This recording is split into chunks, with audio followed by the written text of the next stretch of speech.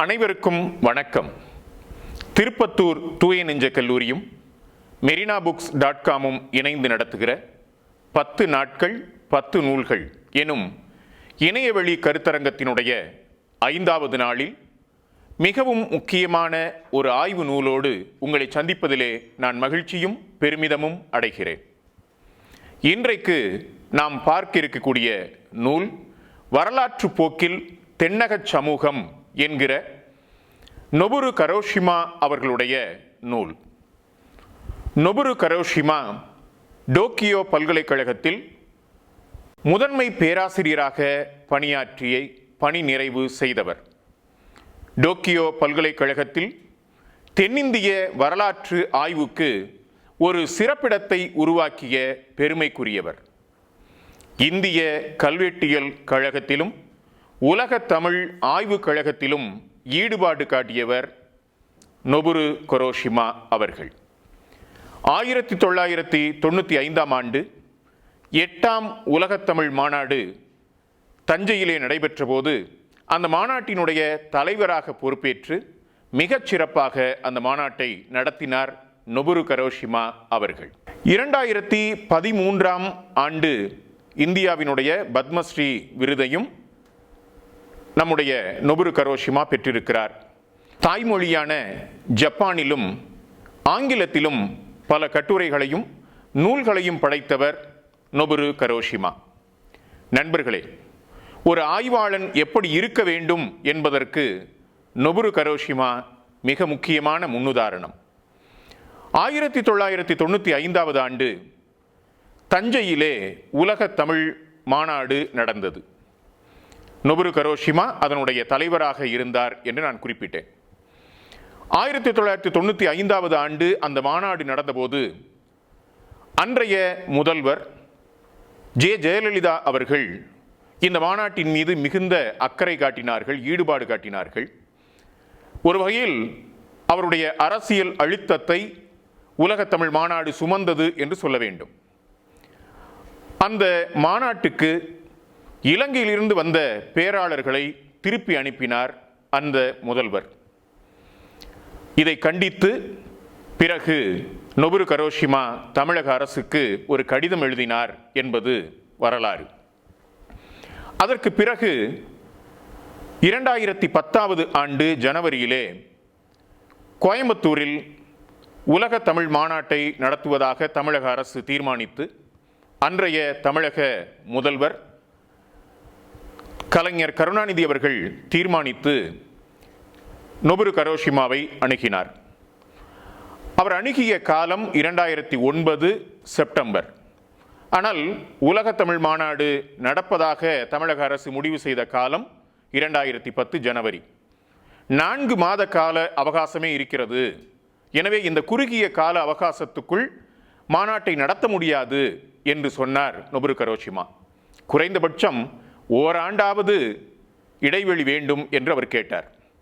அது மட்டுமல்லாமல் சில வினாக்களையும் கரோஷிமா எழுப்பினார். 1995ஆவது ஆண்டு உலக தமிழ் மாநாடு தஞ்சையிலே நடைபெற்ற போது இலங்கை பேராளர்கள் திருப்பி அனுப்பப்பட்டார்களே, அதை குறித்து நான் தமிழக அரசுக்கு ஒரு கடிதம் எழுதியிருந்தேன், அதற்கு இன்னும் பதில் இல்லை என்று குறிப்பிட்டார். அதை போல அந்த 95ஆவது ஆண்டு உலக தமிழ் மாநாட்டினுடைய ஆய்வு கட்டுரைகள், பேராளர்களுடைய ஆய்வு கட்டுரைகள் அடங்கிய 5 தொகுதிகள் தயாராகின. 2005ஆவது ஆண்டு அது தயாராகியது. இதுவரை வெளியிடப்படவில்லை என்பதையும் அவர் சுட்டிக்காட்டினார். கரோஷிமா சுட்டிக்காட்டிய கடைசி 2 அம்சங்களையும் அன்றைய தமிழக அரசு கலைஞர் கருணாநிதி அவர்கள் கருத்திலே எடுத்துக்கொண்டு அதை சரி செய்வதாக ஒப்புதல் கொடுத்தார். ஆனால் முதல் விஷயம் இடித்தது. 4 மாத கால அவகாசத்திற்குள் எப்படி உலக தமிழ் மாநாட்டை நடத்த முடியும் என்று இறுதியாக அந்த மாநாட்டை தான் சார்ந்திருக்கக்கூடிய அந்த உலக தமிழ் ஆய்வுக் கழகம் நடத்த முடியாது என்று மறுதளித்தார் கரோஷிமா. அதற்கு பிறகு அது வேறு ஒரு வடிவம் பெற்று செம்மொழி மாநாடாக கோவையிலே நடந்தது என்பதை நாம் அறிவோம்.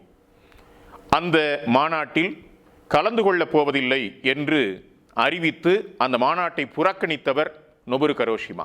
இந்த நேரத்தில் ஈழத்தமிழர்கள் மிக பெரும் அளவில் கொல்லப்பட்ட, போர் முடிவுக்கு வந்த அந்த இரத்த சுவடு, இரத்த வாசனை மறைவதற்கு முன்னால் இந்த மாநாடு என்பது எதற்காக கூட்டப்படுகிறது என்கிற ஐயத்தை தமிழறிஞர்களில் பலர் எழுப்பினார்கள்.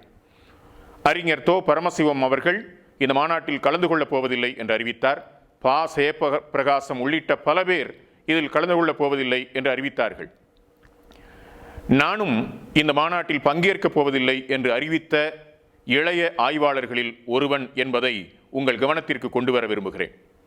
அப்படி அந்த செம்மொழி மாநாட்டை புறக்கணித்த செம்மாந்த பெருமைக்குரியவர் நொபுரு கரோஷிமா என்பதையும் உங்கள் கவனத்திற்கு நான் கொண்டு வர விரும்புகிறேன். நொபுரு கரோஷிமா எழுதிய வரலாற்று போக்கில் தென்னக சமூகம் சோழர் காலம் கிபி 850 முதல் 1300 வரை எனும் இந்த ஆய்வு நூல் மிக முக்கியமான ஒரு ஆய்வு நூல். இந்த நூலினை தமிழக அறிஞர்கள் தமிழிலே மொழிபெயர்த்திருக்கிறார்கள். ஏ. சுப்பராயலு, ப. சண்முகம், ராஜகோபால், பூங்குன்றன், இல. தியாகராஜன், ராஜவேலு, சிவானந்தம் ஆகிய அறிஞர்கள் ஒன்று கூடி இந்த நூலினை தமிழிலே மொழிபெயர்த்திருக்கிறார்கள். இந்திய தொல்லியல் கழகத்தோடு இணைந்த தமிழக தொல்லியல் கழகம் 1995 ஆண்டு இதை வெளியிட்டிருக்கிறது. பிறகு 2017 ஆண்டில் பாரதி புத்தகாலயம் இந்த நூலினை மறுபதிப்பு செய்திருக்கிறது. இந்த நூலை பொறுத்தவரை 3 பகுதிகளாக இந்த நூல் அமைக்கப்பட்டிருக்கிறது. சோழர் காலத்தில் நில உடைமை, சமூக ஒருங்கிணைப்பு, அரசு வருவாய் என்கிற அடிப்படையில் 3 பகுதிகளாகவும் அதிலே 11 அதிகாரங்களாகவும் இந்த நூல் பகுக்கப்பட்டிருக்கிறது. நூலினுடைய பாதி அளவு பின்னிணைப்புகளாக தரப்பட்டிருக்கின்றன. இந்த பின் இணைப்புகளை பார்க்கிற போது கரோஷிமா எவ்வளவு கடுமையாக உழைத்திருக்கிறார் என்று புரிகிறது நண்பர்களே. கிடைக்கக்கூடிய தரவுகளை, சான்றாதாரங்களை வகை தொகைப்படுத்துவது எவ்வளவு அவசியம் என்பது இதை பார்க்கிற போது நமக்கு புரிகிறது. தமிழின் ஆய்வு பரப்பை அகர்ச்சி அடைய வைத்ததில் பிற நாட்டு தமிழறிஞர்களுடைய பங்கு அலாதியானது. கால்டுவெல், ஸ்டெயின், வீரமாமுனிவர், கமில் ஸ்வலபுல், நொபுரு கரோஷிமா என்று ஏராளமான ஐரோப்பிய ஏனைய தேசங்களில் இருந்து வந்து தமிழினை ஆய்வு செய்த அறிஞர்களுக்கு நாம் நன்றி கடன்பட்டிருக்கிறோம். நொபுரு கரோஷிமா அவர்களுடைய இந்த ஆய்வு நூலை முழுவதுமாக படித்து முடிக்கிற போது அவருடைய பாதங்களை தொட்டு வணங்க வேண்டும் என்று எனக்கு தோன்றுகிறது. இந்திய அரசு பத்மஸ்ரீ பட்டம் கொடுத்து அவரை கௌரவித்தது என்று பார்க்கிறோம். இப்படியாக இந்திய அரசு அந்த பத்மஸ்ரீ பட்டத்தை வழங்கியதன் வாயிலாக அந்த பட்டம் பெருமையடைந்தது என்று நான் இங்கே குறிப்பிட விரும்புகிறேன். இந்திய அரசு பாரத ரத்னா என்ற ஒரு விருதினை அறிவிப்பது உங்களுக்கு தெரியும். அதைப் போலவே தமிழ் ரத்னா என்ற ஒரு விருதினை அறிவித்தால் அதிலே இடம்பெறக்கூடிய மிக முக்கியமான ஆய்வாளராக நொபுரு கரோஷிமா இருப்பார் என்பதிலே எந்த ஐயமும் இல்லை. இந்தியாவுக்குள் தமிழ் போன்ற தேசிய இனங்கள் இருக்கின்றன என்பதை உணர்த்துவதற்கு உண்மையிலேயே தமிழ் ரத்னா, தெலுங்கு ரத்னா, பஞ்சாபி ரத்னா மாதிரியான விருதுகள் கொடுக்கப்பட வேண்டும். அந்தந்த மொழிகளில் ஆய்வு செய்த ஆய்வறிஞர்கள் அந்த ரத்னா விருதுகளில் கௌரவப்படுத்தப்பட வேண்டும். தமிழனுக்கென்று இந்த பூமி பரப்பில் ஒரு தேசம் இருந்திருந்தால் தமிழ் ரத்னா விருது பற்றி யோசித்திருக்கலாம். என்ன செய்வது? கனவுகள் வேறு, யதார்த்தம் வேறு. உவே சாமிநாத ஐயருக்கு ஆங்கிலேயர்கள் மகா மகோபாத்தியாய பட்டத்தை வழங்கினார்கள் என்பது நமக்கு தெரியும். உபாத்தியாய என்றால் ஆசிரியர் என்று பொருள், மகாவாத்தியாய என்றால் பேராசிரியர் என்று பொருள், மகா மகோபாத்தியாய என்றால் பெரும் பேராசிரியர் என்று பொருள். அந்த பட்டத்தை தமிழ் தாத்தா உவே சாமிநாத ஐயருக்கு ஆங்கிலேயர்கள் கொடுத்த போது மகாகவி பாரதி இதை வரவேற்று வாழ்த்தி ஒரு கவிதை எழுதியிருக்கிறான். செம்பருதி ஒளி பெற்றான், பைனரவு சுவை பெற்று திகழ்ந்ததாங்கன், உம்பரெல்லாம் இரவாமை பெற்றனர் என்று எவர்கொல் உவத்தல் செய்வார். கும்பமுனியென தோன்றுகின்ற சாமிநாத புலவந்தன் கீர்த்தி பம்மலுற பெற்றேனேல் இதற்கென்கொல் பேருவகை படைக்கின்றீரே. அந்நியர்கள் தமிழ்ச்செவ்வி அறியாதோர் இன்று எம்மை ஆழ்வோரேனும் பன்னிய சீர் மகாமகோபாத்தியாய பதவி பரிவின் ஈந்து பொன்னிலவின் குடந்தை நகர் சாமிநாதன் தனக்கு புகழ் செய்வாரேல் முன் இவன் அப்பாண்டியர் நாள் இருந்திருப்பின் இவன் பெருமை மொழியலாமோ என்று பலவாறு பாராட்டுகிறார் மகாகவி பாரதி. அதாவது, முன் இவன் அந்த பாண்டியர்கள் நாளிலே இருந்திருந்தால் என்ன விதமான பெருமைகள் கிடைத்திருக்கும். அந்நியர்கள் தமிழ்ச்செவ்வி அறியாதோர், அவர்களுக்கு தமிழ் தெரியாது. ஆனாலும் இந்த புலவனுடைய பெருமையை எண்ணி அவர்கள் மகாமகோபாத்தியாய பதவியினை அளித்தார்கள். சங்கம் வைத்து தமிழ் வளர்த்த பாண்டியர் காலத்திலே இந்த புலவன் வாழ்ந்திருந்தால் எவ்விதமான சிறப்புகளை எல்லாம் அடைந்திருப்பான் என்று மகாகவி பாரதி சுட்டிக்காட்டியது எனக்கு நினைவுக்கு வருகிறது. உண்மையிலேயே தமிழனுக்கு என்று ஒரு நாடு இருந்திருந்தால், ஒரு தேசம் இருந்திருந்தால், நொபுரு கரோஷிமாவை போன்ற அறிஞர்கள் எவ்வாறு தலைமேல் தூக்கி வைத்து கொண்டாடப்பட்டிருப்பார்கள் என்பதையும் நான் இங்கே இணைத்து சிந்தித்து பார்க்கிறேன். நண்பர்களே, வரலாற்று போக்கில் தென்னக சமூகம் என்கிற நொபுரு கரோஷிமாவுடைய இந்த நூல் படிக்க படிக்க வியப்பினை ஏற்படுத்துகிறது. டாக்டர் க. காந்தி என்னுடைய பேராசிரியர். காரைக்குடி அழகப்பா அரசு கலைக்கல்லூரியில் நான் இளங்கலை பயின்ற போது எனக்கு ஆசிரியராக அமைந்த பெருமகன். உங்கள் எல்லோருக்கும் அவரை தெரியும். எப்படி என்கிறீர்களா? தமிழர் நம்பிக்கைகளும் பழக்க வழக்கங்களும் என்னும் நூலை எழுதியவர் டாக்டர் காந்தி அவர்கள்தான். அவர் அடிக்கடி சொல்லுவார், தம்பி, நான் ஒரு கட்டுரை எழுதப் போகிறேன் என்றால் எஸ். வையாபுரி பிள்ளை அவருடைய கட்டுரைகள் சிலவற்றை நான் படித்து விடுவேன். எஸ். வையாபுரி பிள்ளையினுடைய அந்த கட்டுரைகளை படித்த முறையியல், தர்க்கம் ஆகியவற்றினுடைய எழுச்சியோடு நான் எழுத நினைக்கிற பொருளை பற்றி எழுதிவிடுவேன் என்று அவர் என்னிடம் அடிக்கடி சொல்லுவார். நான் இப்போது நினைத்து பார்க்கிறேன், அப்படி ஒரு முன்மாதிரியாக இன்றைக்கு ஆய்வு புலத்துக்குள்ளே வரக்கூடிய இளைஞர்களுக்கு மிகச்சிறந்த முன்மாதிரியாக, ரோல் மாடலாக நொபுரு கரோஷிமா இருக்க முடியும் என்பதை நான் மனதார நம்புகிறேன். நண்பர்களே, தமிழ் ஆய்வாளர்களே, கல்வி புலம் சார்ந்த பயணிகளே, உங்கள் அனைவருக்கும் அப்படியான ஒரு ரோல் மாடலாக நான் கரோஷிமாவை பரிந்துரை செய்வேன். இப்படியான பல உதாரண புருஷர்கள், ரோல் மாடல்கள் இப்போதும் இருக்கிறார்கள், இருந்தார்கள். அறிஞர் தோ. பரமசிவம், ஆ. சிவசுப்பிரமணியன், கா. பஞ்சாங்கம், பே. மாதையன், ஆ. இரா. வேங்கடாச்சலபதி, யா. மணிகண்டன் என்று இந்த பட்டியல் நீண்டது. நண்பர்களே, நாம் இந்த பட்டியலுக்குள்ளே ஏராளமான அறிஞர்களை கொண்டு வர முடியும். அவர்களையெல்லாம் தேடி பயில வேண்டியது அவசியம் என்பதையும் நான் இங்கே குறிப்பிட விரும்புகிறேன். அப்படியான ஒரு ரோல் மாடலாக கரோஷிமாவும் அவருடைய இந்த புத்தகமும் இருக்கிறது என்பதை நான் இங்கே முன் வைக்க விரும்புகிறேன். நுழைவாயில் என்னும் பகுதியில் குறிக்கோளும் அணுகுமுறையும் என்ற தலைப்பிலே சில செய்திகளை பகிர்ந்து கொள்ளுகிறார் கரோஷிமா. சென்ற நூற்றாண்டில் ஹென்றி மெயின், கார்ல் மார்க்ஸ் போன்ற ஐரோப்பிய அறிஞர்கள் பண்டைய இந்திய சமூகம் எப்படி இருந்தது என்று எழுதியிருக்கிறார்கள். அதில் பண்டைய இந்திய சமூகம் தன்னிறைவு கிராம சமூகத்தை அடிப்படையாக கொண்டிருந்ததால் தேக்க நிலையிலேயே இருந்தது. மேற்கத்திய நாடுகள் போல வரலாற்றியல் வளர்ச்சியை இந்தியாவில் காண்பது அரிது என்று இவர்கள் சொன்னார்கள். கரோஷிமா குறிப்பிடுகிறார், சமகால ஆவணங்களான கல்வெட்டுக்கள் தரும் சான்றுகளின் அடிப்படையில் தேக்க நிலை சமூகம் பற்றிய கொள்கையை மறு ஆய்வு செய்யும் முயற்சியில் நான் ஈடுபட்டிருக்கிறேன் என்கிறார். தேக்க நிலை சமூகம் பற்றிய கருத்தாக்கம், அந்த கருத்தாக்கத்தை பற்றி மார்க்சியர்களுக்குள்ளேயே கருத்து மாறுபாடுகள் இருந்திருக்கின்றன. எஸ். ஏ. டாங்கே பண்டைய வட இந்திய சமூகத்திலே அடிமை முறை இருந்தது என்று நிறுவ முற்பட்டு மனித இனத்தின் முரண்பாட்டு இயல் வளர்ச்சி பற்றிய மார்க்சிய கோட்பாடு இந்தியாவுக்கு பொருந்தும் என்று வாதிட்டார்.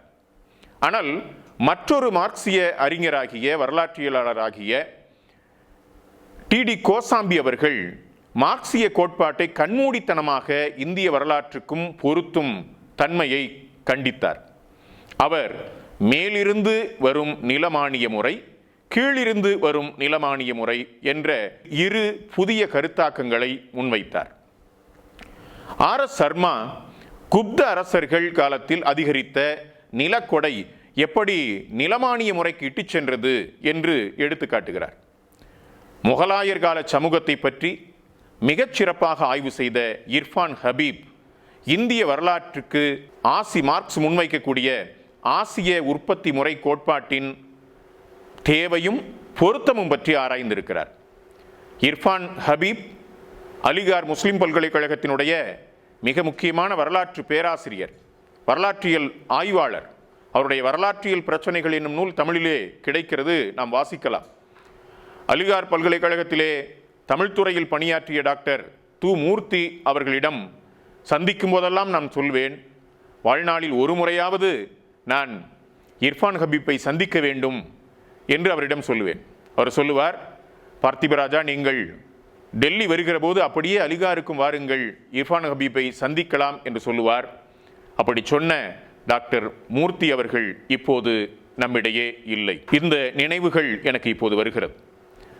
இப்படி இந்திய வரலாற்றை, தமிழக வரலாற்றை ஆராய்ந்த ஆய்வாளர்களுடைய கருத்துக்களை எல்லாம் தொகுத்து தான் எந்த இடத்திலே இருக்கிறேன் என்பதை நொபுரு கரோஷிமா முன்வைக்கிறார்.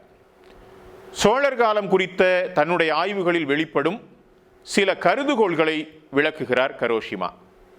சோழர் காலத்தில் பிரம்மதேயங்கள் இருந்தன, வெள்ளான் எனப்படும் ஏனைய சமூகங்களினுடைய ஊர்களும் இருந்தன. வெள்ளான் ஊர்களே பெரும்பான்மையாக இருந்தன. எனவே அக்காலகட்டத்து உற்பத்தி உறவுகள், சமூக உறவுகளில் அதை நிர்ணயிப்பதில் இவையே அடிப்படையாக இருந்தன என்று எடுத்துக்காட்டுகிறார். கரோஷிமா சுட்டிக்காட்டுகிற மிக முக்கியமான வரலாற்று குறைபாடு, ஒரு சில கல்வெட்டுக்களை மட்டுமே வைத்துக்கொண்டு பரந்த முடிவுகளை சொல்லும் போக்கு. இதை தமிழக வரலாற்று ஆய்வுகளில் மிக முக்கியமான குறைபாடாக கரோஷிமா சொல்லுகிறார்.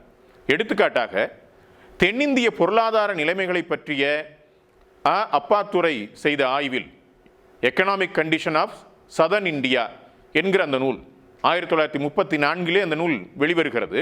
அதிலே பிரம்மதேய ஊருக்கு ஆங்கிலேயர் கால கனபோக ஊரை தொடர்படுத்தியும், வெள்ளான் ஊருக்கு ஆங்கிலேயர்கள் கால ரயத்துவாரி ஊரை தொடர்படுத்தியும் கருத்து தெரிவித்திருந்தார். அதை எடுத்துக்காட்டுகிற நொபுரு கரோஷிமா இந்த கருத்துக்கு வருவதற்கு அப்பாத்துரை பயன்படுத்திய சான்று ஆதாரங்கள் 4 கல்வெட்டுக்கள் தான் என்கிறார். அவையும் கர்நாடக மாநிலத்தை சார்ந்தவை என்பதை எடுத்துக்காட்டி, ஒரு 4 கல்வெட்டுக்களை மட்டுமே வைத்துக்கொண்டு எப்படி இவர்கள் மிகப்பெரிய கருதுகோளை முன்வைக்கிறார்கள், மிகப்பெரிய முடிவுகளை முன்வைக்கிறார்கள் என்று ஒரு கேள்வியினையும் அவர் எழுப்புகிறார். அதை போலவே கிடைக்கக்கூடிய சான்றுகள் காலத்துக்கும் இடத்துக்கும் ஏற்ப சமூக சூழ்நிலையும் மாறும் என்பதை கவனிக்க வேண்டும் என்கிறார் நொபுரு கரோஷிமா. பிந்தைய வரலாற்று ஆசிரியரின் கருத்துக்களை எல்லாம் தொகுத்து ஒரு விரிவான முன்னுரையினை கரோஷிமா தந்திருக்கிறார் என்று சொல்ல வேண்டும். இவருடைய நூலினுடைய ஒரு பகுதி அல்லூரும் ஈசான மங்களமும் முற்கால சோழர் கால ஊர்களில் நில உடைமை என்னும் தலைப்பிலே ஆழமான செய்திகளை பேசுகிறார் கரோஷிமா. பிராமணர்களுக்கு கொடையாக வழங்கப்பட்ட பிரம்மதேயத்தில் சபை என்ற ஊராட்சி மன்றம் இருந்தது என்று எடுத்துக்காட்டுகிறார்.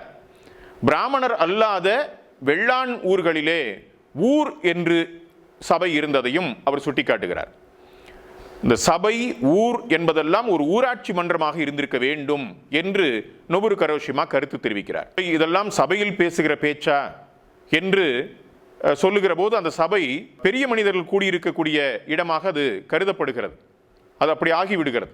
அதை போல ஊருக்கு கட்டுப்பட வேண்டும், ஊரார் சொன்னால் சரி என்பது போல நாம் அந்த சொற்களை எல்லாம் பயன்படுத்துகிறோம். இங்கே ஊர் என்பது முக்கியமான கிராம நிர்வாக சபையினர் கூடியிருக்கக்கூடிய அந்த இடத்தை குறிக்கிறது என்பதை நாம் பார்க்கிறோம். எனவே சபை எவ்வாறு இயங்கியது, நிலங்கள் தனியாளுக்கு இருந்தமை பற்றிய குறிப்புகளை எல்லாம் கரோஷிமா எடுத்து காட்டுகிறார் என்று நாம் சொல்ல வேண்டும். ஒரு நிலம் பற்றிய ஆவணங்களில் குறிக்கப்படும் அதன் எல்லைகள் பற்றிய செய்திகளை எல்லாம் எடுத்துக்கொண்டு கரோஷிமா ஆராய்கிறார்.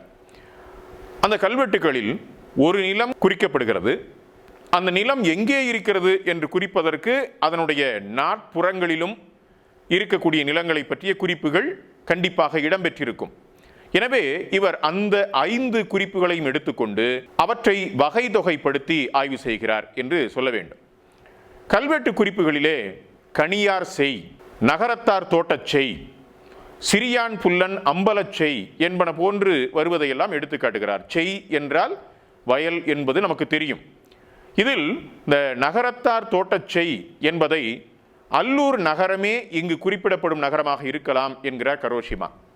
இந்த இடத்துல எனக்கு ஒரு ஐயம் வருகிறது. இந்த நகரத்தார் செய் என்று சொல்லுகிற போது அது அல்லூர் நகரத்தை குறிப்பிடுகிறது என்று கரோஷிமா குறிப்பிடுகிறாரே. இந்த நகரத்தார் என்பது செட்டிமார்களை குறிக்கக்கூடிய ஒரு சொல்லாகவும் தமிழ்நாட்டில் வழங்கப்படுகிறது. எனவே பிற்கால சோழர் காலத்தில் இந்த கரோஷிமா ஆய்வு செய்யக்கூடிய இந்த காலத்தில் இந்த நகரத்தார் என்பது செட்டிமார்களை குறித்திருந்ததா என்பதை குறித்தும் நாம் ஆராய்ந்து பார்க்க வேண்டும் என்று எனக்கு தோன்றுகிறது. அதை போலவே அந்த ஊர் என்கிற சொல்லை சொல்ல வேண்டும். சிறியான் புல்லன் அம்பலச்சை, இதில் அம்பலச்சை என்பதை அவர் என்ன சொல்லுகிறார்? அம்பல பராமரிப்புக்கு சிறியான் புல்லன் கொடுத்த நிலம் என்று சொல்லுகிறார். ஆனால் அம்பலச்சை என்பதில் அம்பலம் என்பது அம்பலத்தை பராமரிப்பவரை குறிக்கிறதா அல்லது அந்த ஊரிலே இருக்கக்கூடிய ஒரு ஆதிக்கவாதியை குறிக்கிறதா? அம்பலம் என்பது ஒரு கிராமத்தினுடைய நிர்வாக தலைமை ஏற்பவரை குறிக்கக்கூடிய சொல்லாக தமிழகத்தினுடைய தெற்கு பகுதிகளிலே வழக்கத்திலே இருக்கிறது அம்பலம் என்கிற சொல். எனவே அம்பலச்சை என்பது அப்படியான ஒரு அம்பலத்தை குறிக்கிறதா?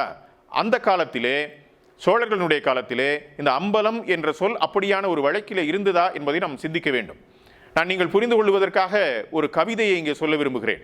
பாவலர் இன்குலாப் அவர்கள் தன்னுடைய ஒரு கவிதையிலே உஞ்சனை என்கிற ஊரிலே நடந்த ஒரு பிரச்சனை பாட்டை பற்றி சுட்டிக்காட்டுகிறார். அங்கே இருந்த பள்ளர்கள் மேற்கிளம்பி வந்து பொருளாதார நிலையிலே மேற்கிளம்பி வந்தபோது எதிர்கொண்ட ஒரு சிக்கலை குறிப்பிடுகிறார்.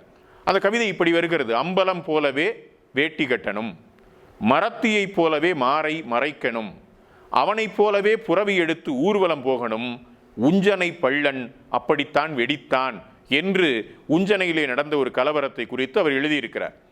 இந்த கவிதையிலே வருகிற அம்பலம் போலவே வேட்டி கட்டணும், அம்பலம் என்பது அந்த பகுதியிலே இருக்கக்கூடிய ஆதிக்க சாதி சமூகத்திற்கு தலைமை தாங்குகிறவர்களை குறிக்கிறது என்பதை இணைத்து பார்க்கிற போது நொபுரு கரோஷிமாவினுடைய வாசிப்பில் இப்படியான சில இடங்களை நாம் சற்று மறுவாசிப்பு செய்து பார்க்க வேண்டும் என்பதையும் எனக்கு இங்கே சொல்ல தோன்றுகிறது. நண்பர்களே, அல்லூரில் தனியாளுக்கும் நிலத்துக்குமான பிணைப்பு என்பது குறைவாகவே இருந்தது.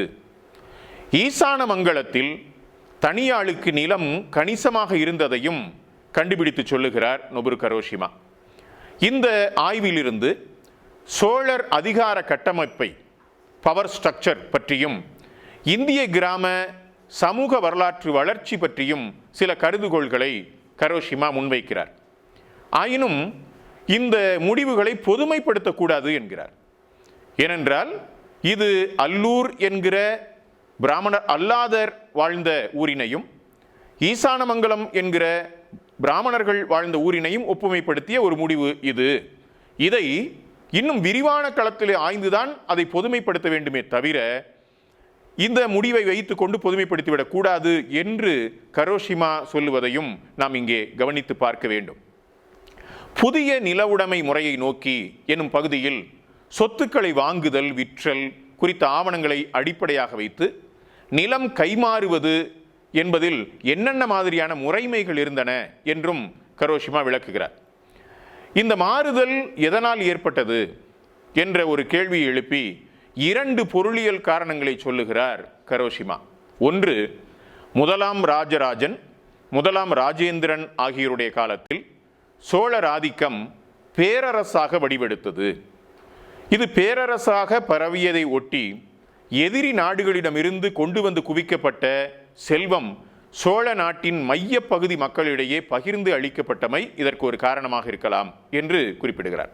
அதேபோல 2வது காரணம், அணைகள் ஏரிகள் முதலான புதிய நீர்ப்பாசன வசதிகள் பெருகின. அதன் காரணமாக பயிர் விளைச்சல் அதிகமாகியது. எனவே இப்படியான அந்த நிலம் என்பது ஏராளமாக பெருகத் தொடங்கியது. எனவே கொடுக்கல் வாங்கல் என்பதான இந்த புதிய முறைமைகள் வழமைக்கு வந்திருக்கிறது என்பதையும் கரோஷிமா சுட்டிக்காட்டுகிறார். வேதாரண்யத்தில் நில பரிவர்த்தனைகள் என்கிற ஒரு கட்டுரையும் இந்த நூலிலே இருக்கிறது.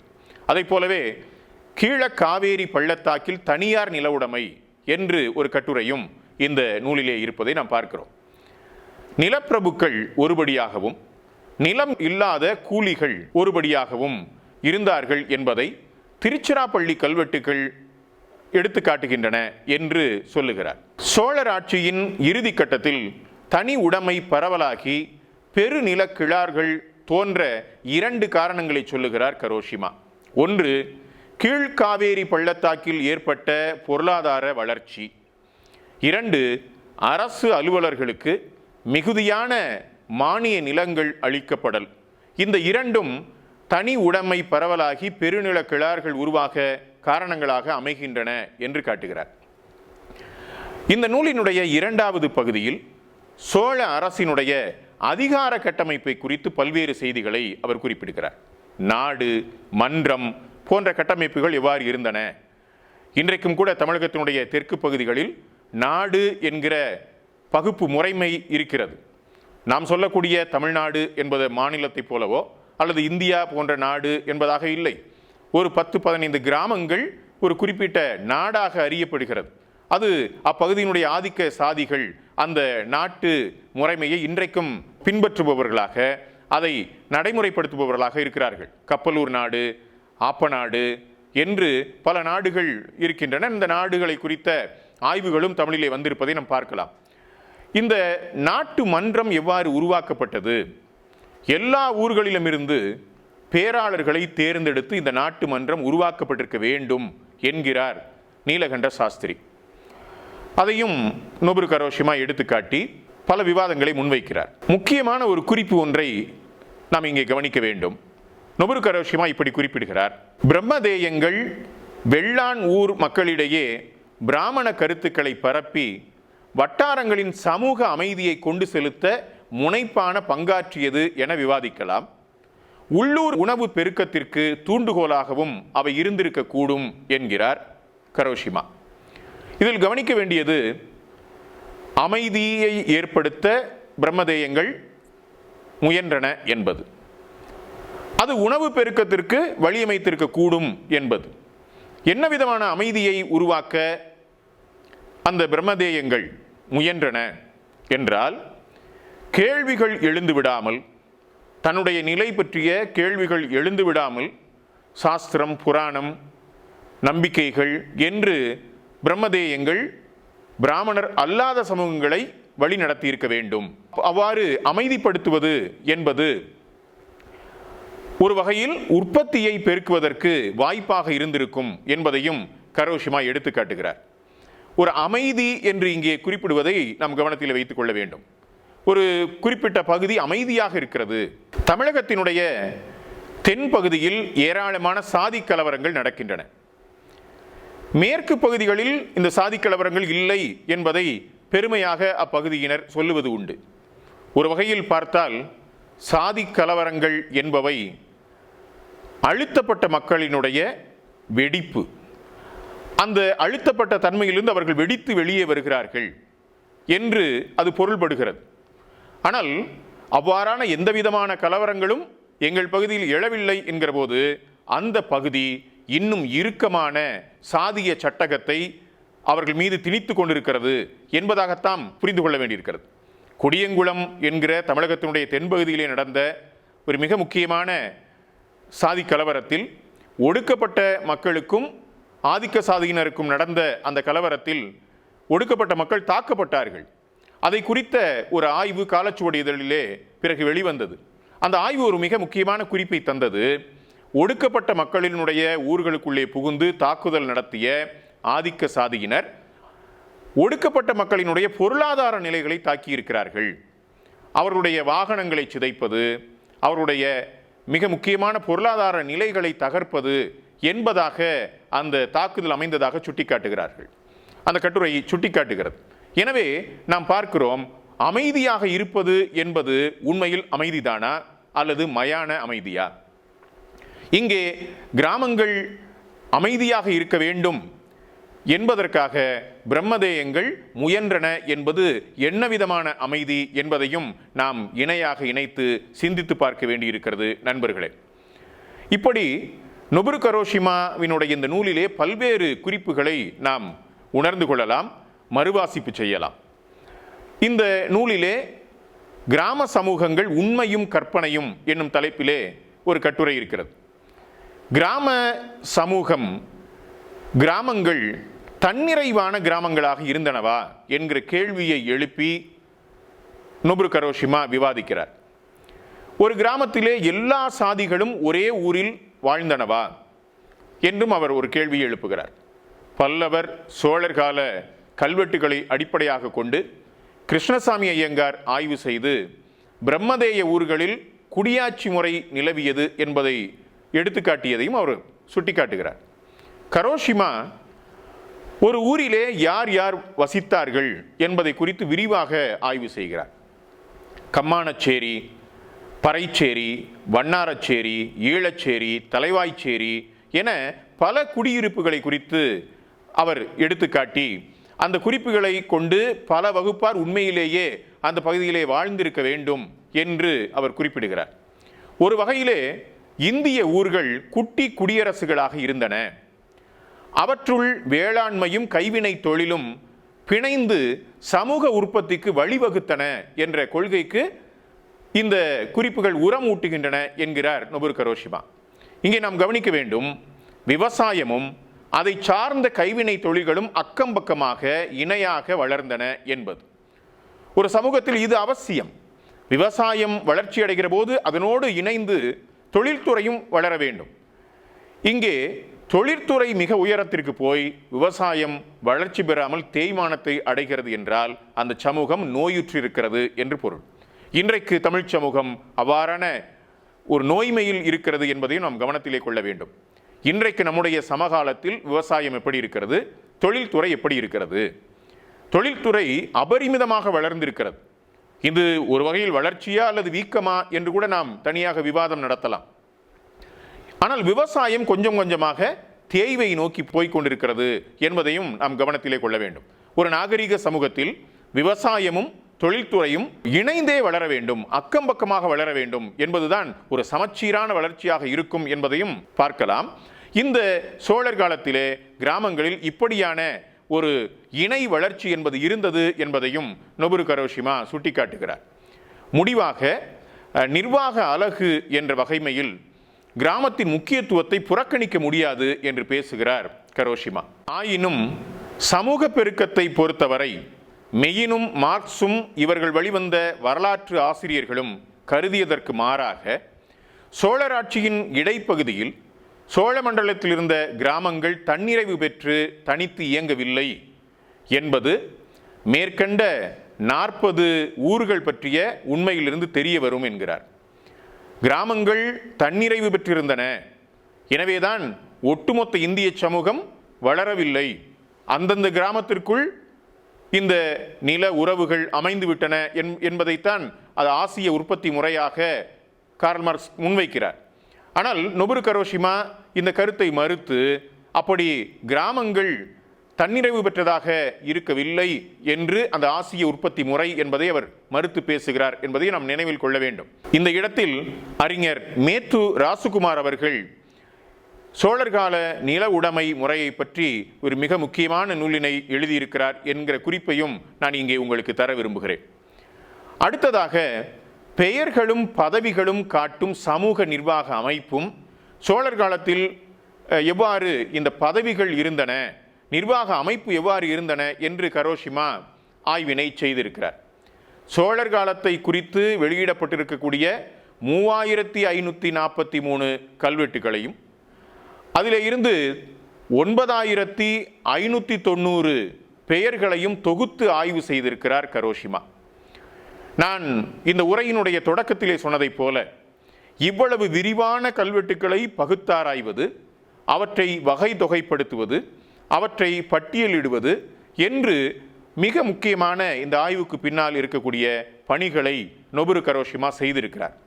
இப்படியான ஒரு ஆய்வுக்கான தரவுகளை வகை தொகைப்படுத்துகிற போதுதான் அந்த ஆய்வுகளை மேற்கொள்ளுகிற பார்வையிடுகிற ஆய்வாளனுக்கு ஏராளமான புதிய செய்திகள் கிடைக்கும். நண்பர்களே, வெளிநாட்டிலிருந்து வந்த அந்த ஆய்வாளர்கள் நம்முடைய சமூகத்திலே அவர்கள் கண்ணில் மிக முக்கியமான விஷயங்கள் படுகின்றன. அந்த விஷயங்கள் நம்முடைய கண்ணில் படமாட்டேன் என்கின்றன. ஒரு வகையில் சொல்லப்போனால், குறைந்தபட்சம் ஆய்வாளன் தன்னை புறநிலையில் நிறுத்தியாவது ஆய்வினை அணுக வேண்டியிருக்கிறது. அது முற்றிலும் சாத்தியமா என்பது வேறு விஷயம். ஆனாலும் கூட தான் ஆய்வு செய்கிற அந்த பொருண்மையிலிருந்து சற்று விலகி புறநிலையில் நின்று ஆய்வு செய்கிற போதுதான் ஆய்விலே புதிய வெளிச்சங்கள், புதிய பார்வைகள் வெளிப்பட முடியும் என்பதையும் நாம் கவனத்திலே கொள்ள முடியும். ஊர் பெயர், கோத்திரம், குடிப்பெயர், தந்தை பெயர், தன் பெயர், பட்டம் என பலவாறாக இவற்றை எல்லாம் பகுத்திருக்கிறார் நொபுரு கரோஷிமா. அதிலே பல பட்டப்பெயர்கள், உடையான், நக்கன், குறிசில், இந்த பட்டங்களை எல்லாம் அவர் எடுத்து விளக்கி சொல்லுகிறார். சோழர் காலத்தையே முதலாவது, இரண்டாவது, மூன்றாவது, நான்காவது என்று 4 பகுதிகளாக அவர் பிரிக்கிறார். ஏறத்தாழ ஒரு 50 75 ஆண்டுகளாக ஒவ்வொரு பகுதியாக அவர் பகுக்கிறார் என்பதை பார்க்க வேண்டும். ஒரு கட்டத்தில் இருக்கிற பதவி பெயர்கள் அடுத்த கட்டத்தில் வருகின்றனவா என்று பார்க்கிறார். இப்படியான ஒரு நுட்பமான ஆய்வு முறை கரோஷிமாவினுடைய இந்த ஆய்விலே இருக்கிறது என்பதை நாம் கவனிக்க வேண்டும். நாடாழ்வான் என்கிற பட்டம் காலந்தோறும் கூடிக்கொண்டு போவதையும், மத்தியஸ்தன் என்கிற பட்டம் காலந்தோறும் குறைந்து கொண்டு வருவதையும் கரோஷிமா எடுத்துக்காட்டுகிறார். இப்படி அதிகரித்தும் குறைந்தும் போவதை அடிப்படையாக வைத்து நோக்கினால் அக்கால சமூக அமைப்பில் ஏற்பட்ட சில மாற்றங்களை நாம் உணர முடியும் என்கிறார் கரோஷிமா. அதாவது, கிராம நிர்வாகங்கள் வட்டார தலைவர்களுடைய ஆதிக்கத்திற்கு வந்தன, ஒரு வகை நில மானிய முறை எழத் தொடங்கியது என்று இதனை விளக்கம் செய்யலாம் என்கிறார் கரோஷிமா. சோழர் கால கல்வெட்டுகளில் வருவாய் சொற்கள் என்னும் தலைப்பில் சில செய்திகளை அவர் ஆராய்கிறார். நிலக்கொடைகள், நில விற்பனை, வருவாய் இனக்கொடைகள் குறித்தெல்லாம் அந்த கல்வெட்டுகள் குறிப்பதாக அவர் எடுத்துக்காட்டுகிறார். சுமார் 9000 சோழர் கல்வெட்டுக்கள் இதுவரை கிடைத்துள்ளன. அவற்றில் பல கல்வெட்டுக்கள் முழு பாடத்துடன் வெளியிடப்படவில்லை. முழு பாடத்துடன் வெளியிடப்பட்டவற்றை மட்டுமே வைத்துக்கொண்டு நான் இந்த ஆய்வை செய்கிறேன் என்கிறார் கரோஷிமா. இந்த தரவுகளையும் அவர் காலவாரியாக, இடவாரியாக பகுத்து ஆய்வு செய்கிறார் என்பதையும் நாம் கவனிக்க வேண்டும். சோழர் ஆட்சியில் காலந்தோறும் வருவாய் இனங்கள் கூடிக்கொண்டே சென்றன என்ற முடிவை சொல்லுகிறார் கரோஷிமா. இந்த முடிவுகள் குறைந்த எண்ணிக்கையிலான சான்றுகளின் மீது எடுக்கப்பட்டன. எனவே இவற்றை நம்பகமான பொது முடிவுகளாக கருத முடியாது என்றும் கரோஷிமா மிக நேர்மையாக கருத்தினை முன்வைக்கிறார். மற்ற ஆட்சிகளோடு ஒப்பிட்டு அம்முடிவுகளோடு ஒப்பாய்வு செய்து பிறகுதான் அதை நிறுவ வேண்டும் என்று சொல்லுகிறார்.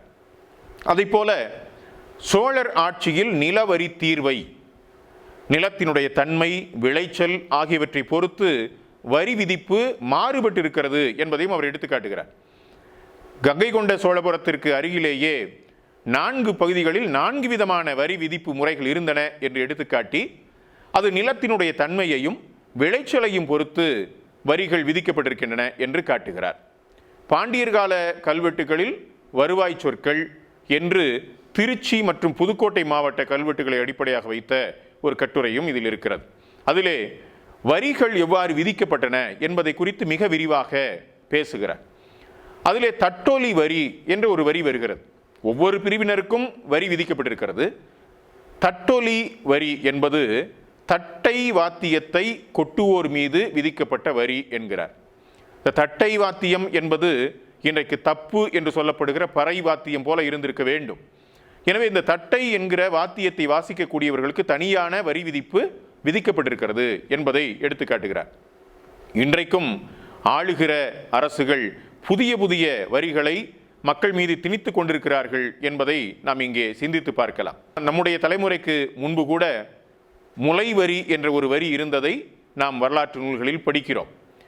சொல்லப்போனால் இன்றைய அரசுகள் புதிய புதிய வரிகளை விதித்து கொண்டே செல்கின்றன. ஒரு வகையில் சொல்லப்போனால் உயிரோடு இருப்பதற்கே நாம் வரி கட்ட வேண்டும் என்ற நிலை வந்துவிடும் போல் இருக்கிறது. உயிர் வரி என்று விதித்து விடுவார்கள் போலிருக்கிறது. எனவே இப்படியான பல்வேறு நிலைகளில் வரிகள் விதிக்கப்பட்ட தன்மையை நொபுரு கரோஷிமா எடுத்து காட்டுகிறார். தஞ்சாவூர் மாவட்ட கல்வெட்டுகள் தரும் சமூகம், நிலக்கிழமை, வேளாண்மை, பொருளாதாரம் ஆகிய பற்றிய சொற்கள் என்ற தலைப்பிலும் ஒரு கட்டுரை இந்த நூலிலே இருக்கிறது. இங்குள்ள பிராமண நிலக்கிழார்களினுடைய தோற்றம் சோழர் காலத்திலிருந்து தான் தொடங்குகிறது என்ற கருத்தை முன்வைக்கலாம் என்று பேசுகிறார் நொபுரு கரோஷிமா. ஒரு சொல் பின்னால் காணப்படவில்லை என்றால் அது வழக்கில் இல்லை என்று கொள்ள வேண்டியதில்லை. அந்த சொல் பற்றிய நடவடிக்கைகள் பின்னாளிலே கைவிடப்பட்டு விட்டது என்று கொள்ள வேண்டியதில்லை. அவை வேறு விதமான மாற்றங்களை பெற்றிருக்கலாம் என்றெல்லாம் நொபுரு கரோஷிமா பேசுகிறார். நண்பர்களே, இந்த நூலினுடைய கட்டுரைகள் முடிவு பெற்று ஏறத்தாழ 8 பின்னிணைப்புகள் கரோஷிமாவால் தரப்பட்டிருக்கிறது. இந்த 8 பின்னிணைப்புகளும் நான் முன்னரே கூறியதைப் போல நூலினுடைய சரி பாதி பகுதியை எடுத்துக்கொள்ளுகிறது. ஏராளமாக இந்த தரவுகளை வகை தொகைப்படுத்தியிருக்கிறார் என்பதை நாம் பார்க்கிற போது இந்த பின்னணி பட்டியலை வைத்துக்கொண்டே ஏராளமான ஆய்வுகளை நாம் செய்துவிட முடியும் என்று எனக்கு தோன்றுகிறது. பெரும் உழைப்பு இந்த பட்டியலில் உருவாக்கத்திலே இருப்பதை நான் அவதானிக்கிறேன். எனவே இந்த நூல் மிக முக்கியமான நூல். சொல்லப்போனால் நொபுரு கரோஷிமா அவர்களுடைய முறையியல், அது நான் ஏற்கனவே சொன்னதைப் போல இன்றைக்கு ஆய்வு புலத்திற்குள்ளே வரக்கூடிய ஆய்வாளர்களுக்கு மிக முக்கியமான முன்னுதாரணமாக இருக்கும். இந்த ஆய்வு முறையியலை உள்வாங்கிக் கொண்டு நம்முடைய ஆய்வாளர்கள், நம்முடைய சமூகத்தை சார்ந்த, நம்முடைய காலத்தை சார்ந்த ஆய்வாளர்களுடைய முறையியல்களை உள்வாங்கிக் கொண்டு நாம் ஆய்வுக்களத்துக்குள்ளே புகுவதற்கு இந்த நொபுரு கரோஷிமாவுடைய நூல் மிக முக்கியமான ஒரு ரோல் மாடலாக இருக்கும் என்பதை நான் இங்கே அழுத்தி சொல்ல விரும்புகிறேன். அந்த வகையிலே வரலாற்று போக்கில் தென்னக சமூகம் என்கிற ஜப்பானிய அறிஞர் நொபுரு கரோஷிமா அவர்களுடைய இந்த நூல் மிக முக்கியமான நூல். நாம் அனைவரும் கற்க வேண்டிய நூல். இந்த நூலினை ஆழ்ந்து கற்பதன் மூலம் வரலாற்று வெளிகளிலே புதிய வெளிச்சத்தை பெறுவோம் என்று சொல்லி உலகமெங்குமிருந்து இந்த உரைக்கு செவிமடுத்துக் கொண்டிருக்கக்கூடிய தமிழ் உறவுகள் உங்கள் அனைவருக்கும் நன்றி பாராட்டி விடைபெறுகிறேன். நன்றி, வணக்கம்.